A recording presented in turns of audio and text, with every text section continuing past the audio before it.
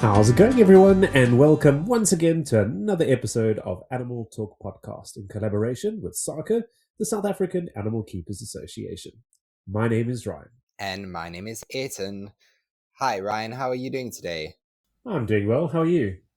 I'm doing okay, thank you. It's been, one of those weeks that just feels like it's endless, but at the same time, all the weeks are just merging into one, and this year is just flying. It's a little bit scary. Yeah, when did we get into March? I really don't know.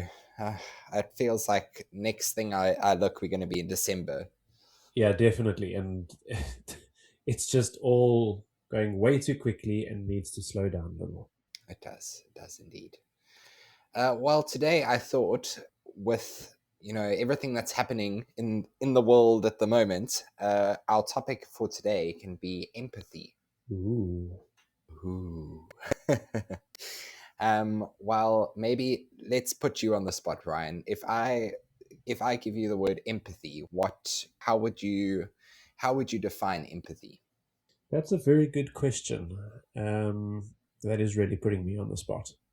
I would say it would be how I would feel about something. Yeah, that's a really good question. You think you know, but then when you need to verbalize it, it's not really there. So why this is all coming up for me, and why I thought I'd propose this as a topic for our podcast today, is I managed to attend let's call it like a workshop. It was only an hour, and it was very like kind of last minute, unplanned. And I went to the workshop, and it just happened that it was about empathy. In my mind, I had a few other things that I thought this workshop was going to bring out, but its main topic was empathy. And they asked us the same question, and it was really, really difficult to kind of visualize into words. So when I kind of think of empathy and trying to define empathy, it's always kind of trying to put yourself in someone else's shoes, or trying to feel how someone else would feel. But what I really liked, and what was kind of very evident that they brought out for us, was that empathy is not only about feeling what someone else feels or trying to see their perspective, but it's also about using those feelings to then guide your actions, which I thought was really, like, I don't know, it's like a door opened for me. Because quite often I think when we think of empathy, we just think of, you know, seeing something from someone else's perspective, or trying to understand how they're feeling. But I really like the fact that it was brought out that you using that empathy that you're experiencing, and those situations that you're putting yourself in to try and imagine how someone's feeling, and then you're using that as a tool to guide your next steps.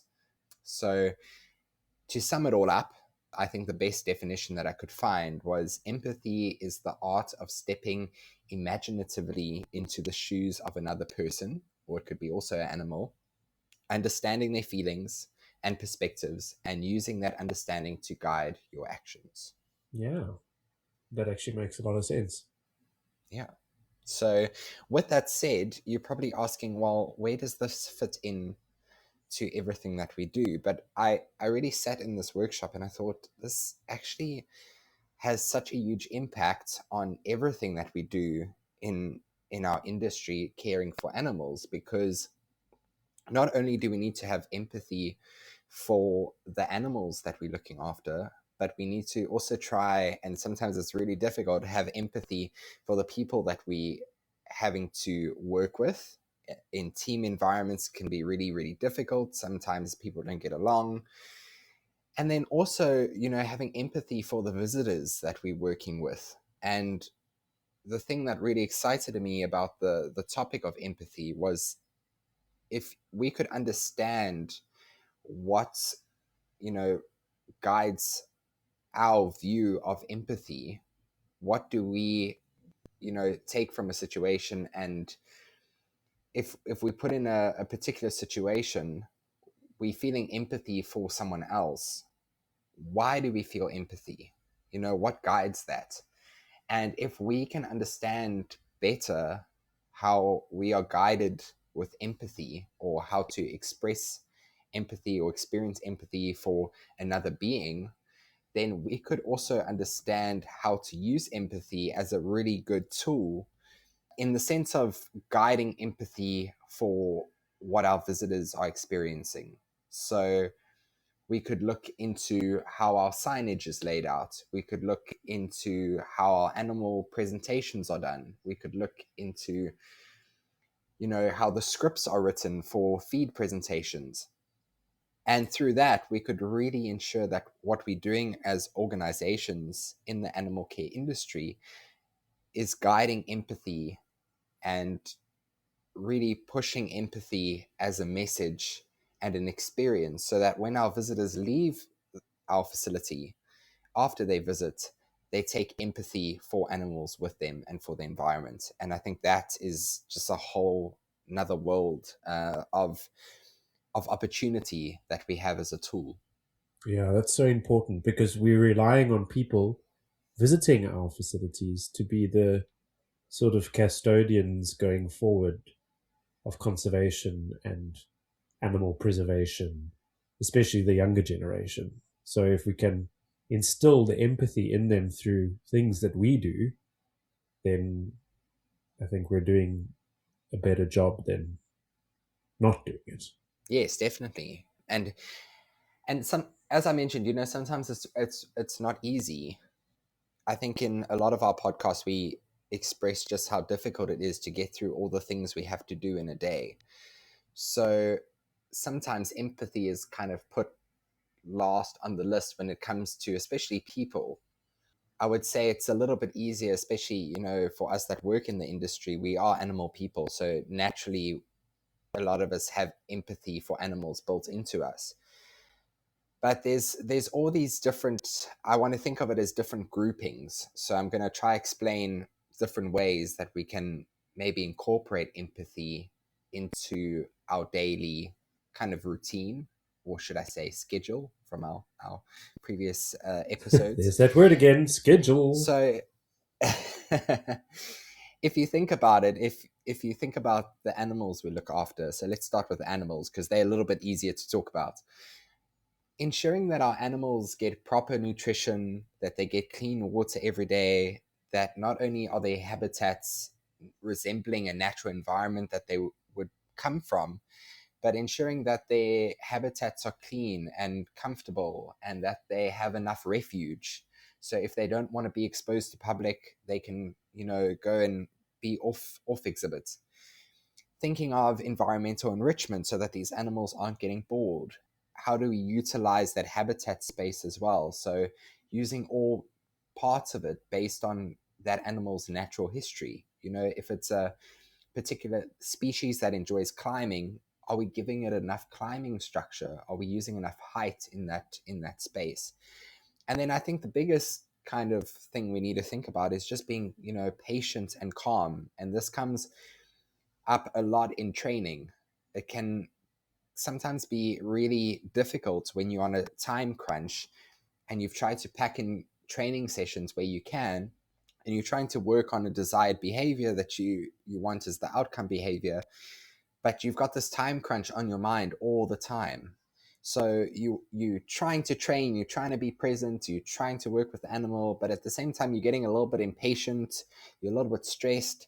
So I think that's really important when we work with animals, is always to just try be as present as possible. And this comes up with everything when you think about training.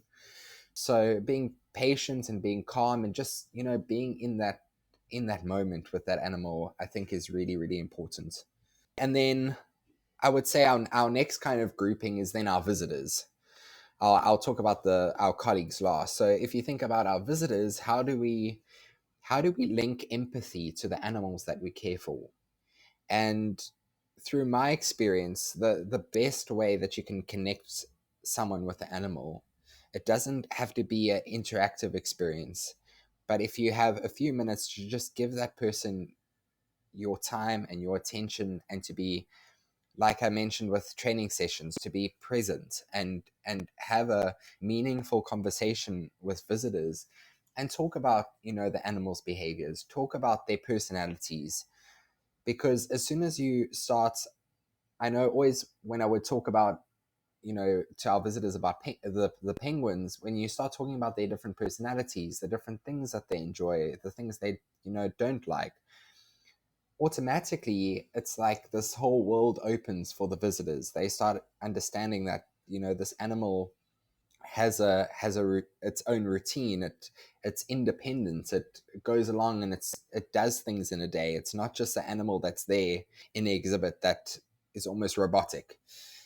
I think also thinking and expanding that about, animals in human care is also bringing out those conservation stories. And through conservation stories, we can inspire our visitors to protect the wildlife that they see. So talking about different breeding programs, or yeah, at the aquarium we talk about our turtle rehabilitation program. So trying to group that in to a conversation where you are talking about personalities, you're expressing the empathy that you have for the animals, it just kind of becomes a domino effect, and you can start pulling more information and more meaningful, information that can actually aid the visitors when they leave the facility. They've got a good rounded understanding of everything that goes into what we do, but also they walk away with this understanding of where they fit in to the bigger scheme of things. Where can they make a difference? How can they help? And I think that's really, really important for our industry, especially at this point in time. I think you make such a good point when it comes to explaining your empathy, or even just putting across how you feel about the animals or the animal's personality. It inspires a person, and I've seen that firsthand, and I'm sure you've seen it firsthand when you're doing interactions or working closely, like you said, with the penguins and people. And you can actually see that sort of moment where they're like, oh, wow. And we sort of need that. We need more people to feel that. We need more people to get that whole idea. And I focus a lot of my attention onto the younger generation because they're the next ones to take over, but trying to also focus my attention on more of the adults and getting them excited is sort of a mindset that I need to change, because everybody needs to feel that empathy and everybody needs to be able to make the changes to either, for example, in our conservation talk, we say, don't use straws, for example, because of the damage that it can do to the environment. We need people to understand that sort of empathy for wildlife and why they need to be able to change the things that they do. I mean, for sure. I think I also, when you mentioned there, focusing on the younger generation, and I think it's something that's kind of put on all of us, because that's a lot of the time how we are trained to work with the public. We know that they are the future, but also, as you mentioned, trying to, you can change anybody's mindset at any time if they are willing to have their mindset changed. So if you can inspire one person or make them feel something, I think that's really what we need to be focusing on as these animal ambassadors and animal caretakers and guardians. And there's so many words that I can put to us as keepers. We also kind of the spokes, can I call them spokespeople, spokesperson, in our organization, because a lot of the time I know when I chat to visitors and we have a conversation about something that we have to do back of house, and we start explaining all the things we do in a day, and they just like completely taken aback by the amount of effort and care that goes into looking after the animals that we have. So I think information sharing in a, you can share information with visitors, but if you're sharing it in such a way that it's scripted, you don't get the same connection being built. So you need to ensure that when you are sharing information even if it's, there's some boring information and facts that you want to put in there, but you've got some more info that you can tie in with more empathy related information, like I mentioned, with personalities and, different traits, and also just sharing your connection. It doesn't necessarily have to be a situation where the visitors are seeing you interact with the animal, but I know whenever I share information about a particular animal that I really care about, it automatically just translates in my body language, in my expression, in what I'm saying. And automatically the visitors get that experience. They get that understanding of just how much you care. And because you care, they begin to care as well. So it's this, as I mentioned, like a domino effect, and it's really a meaningful one when it's done right. So yeah, really, really impactful kind of tool that we can use. Yeah, it's those personalized stories, those personal feelings and personal stories that you have, or experiences that you have with your animals, that they relate to, because they can see how passionate you are. I think that's quite important. And then we can look at the next grouping, which is the more complicated one, and that's, trying to have compassion for each other in a workplace. It's not always easy. It's not always too difficult either. And I think a lot of the things I'll mention now will also go into, when you are communicating with visitors. So one thing that they spoke about in this workshop was just active listening. So when someone is talking to you and they've got a concern, or they've got an idea, or they just want to share something with you, I think, in today's day and age, we're so used to being on our cell phones, or being absorbed by something else that's going on in the world, that quite often we don't necessarily give a person who's speaking to us our full attention. And it's I tried it the other day, and it was actually really, really difficult, because so often I will check my watch, or I will, take my phone out my pocket to check the time, or I might get a message notification and I check who it is. So just being in that moment and actively listening to someone who is coming and sharing something with you, I think is really important. And then tying onto that would be, supporting each other. So if someone has a genuine concern about something that's going on, not only actively listening to them, but, trying to support them through that. So if they have concerns, or if they have something that is making them feel overwhelmed, you can, especially depending on, how long you've been at your facility, you might have encountered a very similar problem or had a very similar experience. So you can draw off that experience, and maybe you have some advice that you can share that can better aid this person to get through their situation. And then, something we speak about a lot is keeper burnout, was the episode that we've done. And this thing of just sheer fatigue that we go through in the industry. So, also just trying to recognize those key kind of features that come out when someone is burnt out and overwhelmed. Also, just aiding your colleagues to recognize when they are burnt out, essentially. We know that the industry is emotionally and physically demanding. So just, trying to just have a little bit of time to help one another through that. If somebody's really struggling, I know, yeah, at the aquarium, if we work a weekend, we tend to work 10 days straight. So on day 10, we are pretty exhausted. Kind of gets to a point where you don't really want anybody to talk to you, and you just want to get through your day, because that's kind of like Friday for you, and then you have your off time.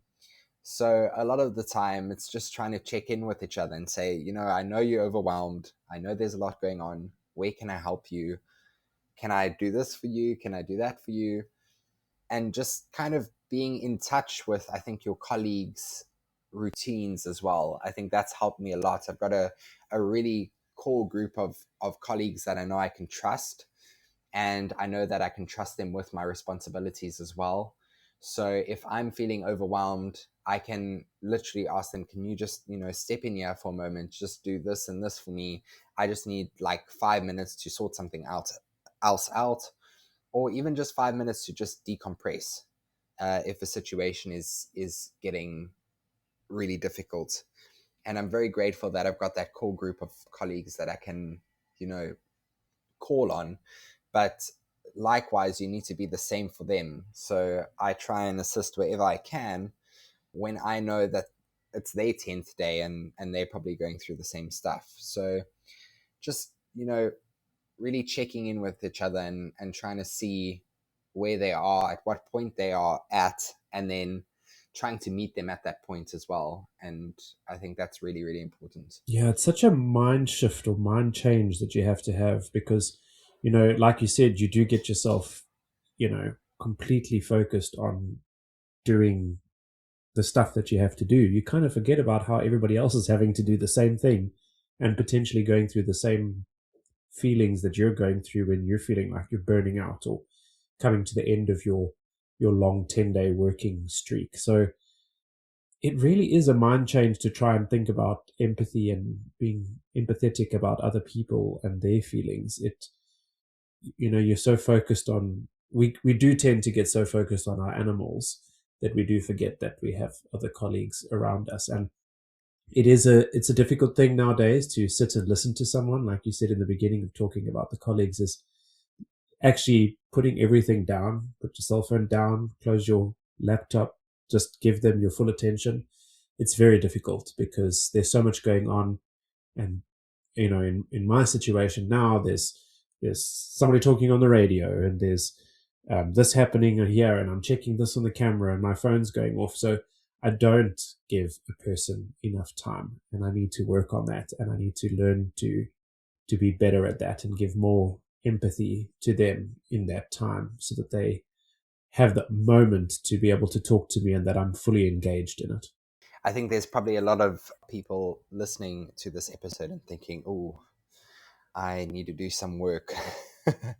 Because I know what they touched on as well is, just, and gets into this thing of we trying to fit so much in our day. And I don't want to make it seem that it's just the animal industry. It's everybody. We're all running around. We all have stuff to do.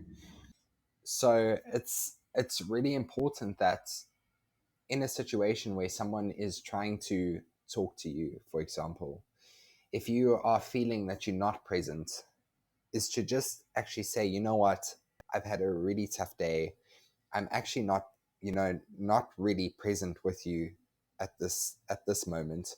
Would you mind, giving me 30 minutes to just sort some stuff out, to decompress, and I can chat to you in 30 minutes? Or saying, you know what, let's reschedule for another day. And I think that was something that I really also took out from the workshop, was that we have the ability to do that. And I think so often we think that we don't. And by handling a situation like that, I don't think anyone's going to feel, oh, this person doesn't have time for me.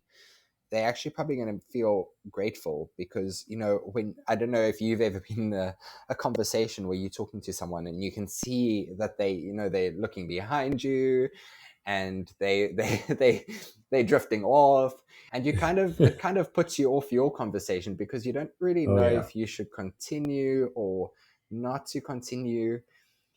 And I think that's kind of one of the most kind of upsetting and trust breaking situations. So Mm-hmm. especially in our team environments, I think it's really important that we just communicate with one another. Say, you know what, I'm really not present with you right now. And I don't think anybody's going to be offended. I think it's going to do the opposite, and it's really going to build up that trust between you and your colleague. And I think going hand in hand with that is ensuring that you do follow up on that and you don't either forget or Yeah, you got to follow not. through. Yeah, because that's also something that we tend to do sometimes is we're so caught up in what we're doing at the time, and the person's like, I really need to chat to you. And you're like, oh, could you give me some time? I'll get back to you, and then we can sit down and chat. And then so much happens, and then you forget. So it's quite important to, just make sure that you remember that you need to give that person that time to be able to talk to you. And then also in that time that you've set, make sure that you're giving them your full attention.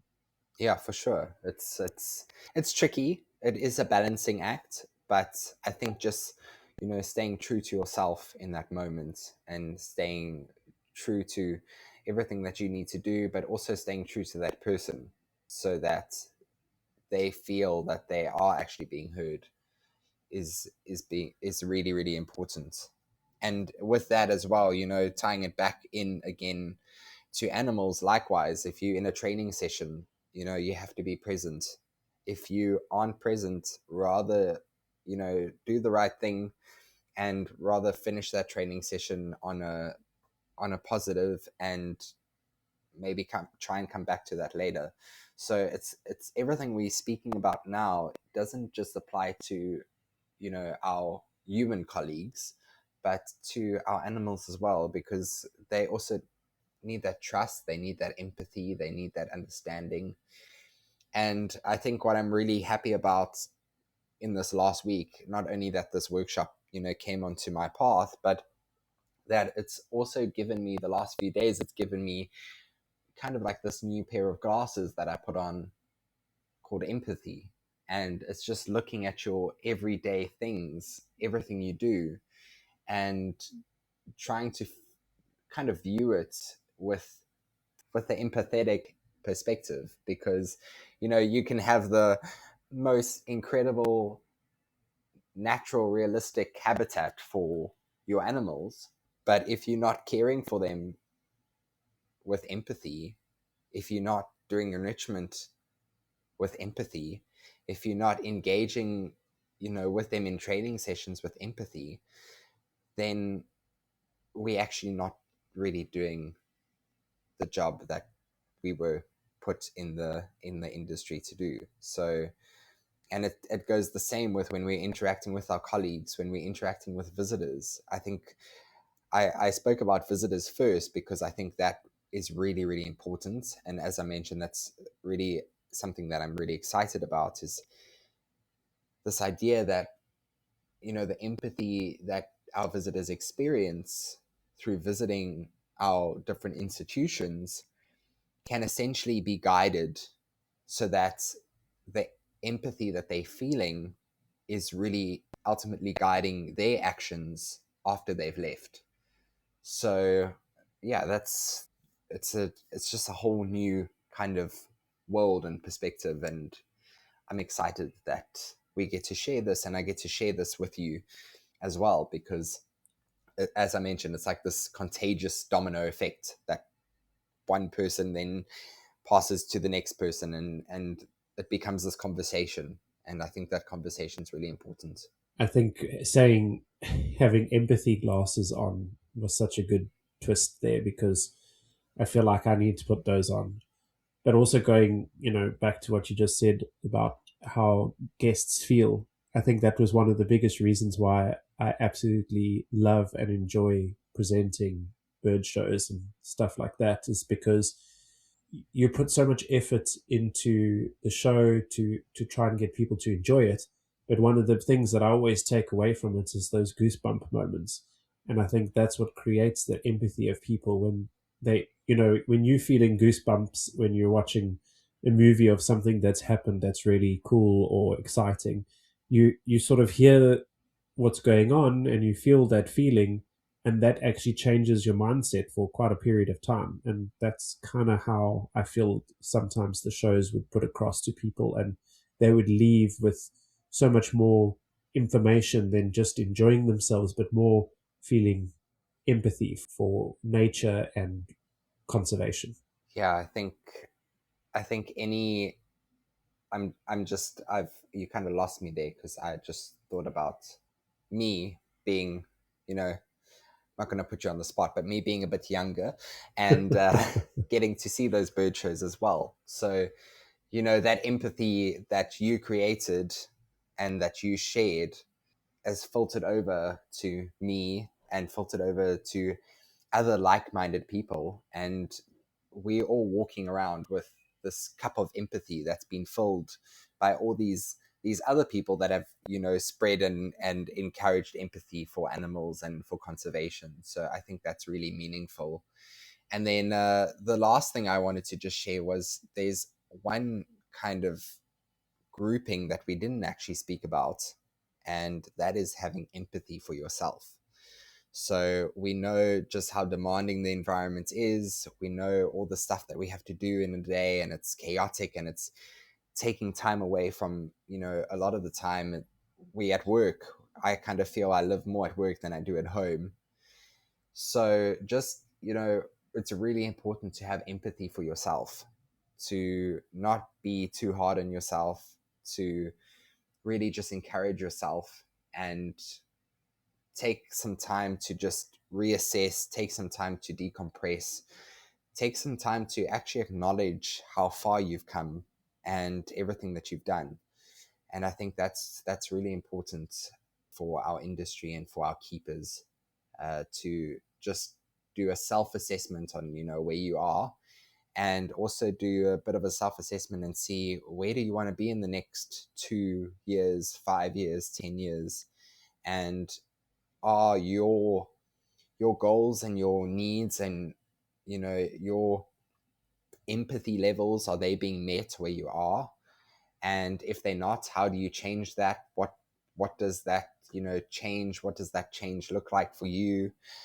So I think that's could be a whole nother episode, but I thought I'd just put this in here now, to just think about empathy for yourself. Yeah, that's a big one. That's something that I struggle with. And I'm sure there's a lot of people listening that also struggle with that. So that's something a lot of us need to work on, is being empathetic for myself, and, you know, in some terms, putting myself first and ensuring that I'm doing the best that, or I'm being the best that I can be, which is really important. Yeah, But stop being so we hard could on talk yourself. about we could talk about empathy, I think, for a whole nother how many episodes, but we've only got a short period of time. So yeah, if anybody's got any questions, or, you know, their side of things with empathy, please reach out to us. You can get hold of us on our email, which is animal.talk201@gmail.com. And then there's all our social media platforms. Of course, we are on YouTube, Facebook, LinkedIn, and Instagram. Please go and subscribe to our YouTube channel and also share our various social media pages. Help us to get them out there. Our handle is at Animal Talk Podcast _ZA. Yeah, and thanks very much to everyone and all of our listeners that listen in regularly. We do see it, and we really enjoy having you listening in on us, and we are empathetic that you guys are enjoying the topics that we bring up, and we would really like to hear from you and find out if there's anything that you would like us to chat about, or bring up in our episodes. So it would be great to hear from you. And if you are interested in getting involved with soccer, there are links at the bottom of our podcast, or you can check on our social medias for all of those links. And if you're listening on the radio, on eRadio SA, thank you for listening in. From myself, animals are our passion. Thanks everybody for tuning in, and remember that our quality of care is their quality of life. Bye everyone. Bye-bye. Okay, the dog's going to roll off the bed and fall on her face just now. Okay, right, where were we? I have no idea where we were. We were just asking each other how we were. We've got to figure out how to get that going again. Do you want me to just, do you want to ask me how I am again, and then we do that again? Okay. No, you're the one that asked me how I am. Oh, yes.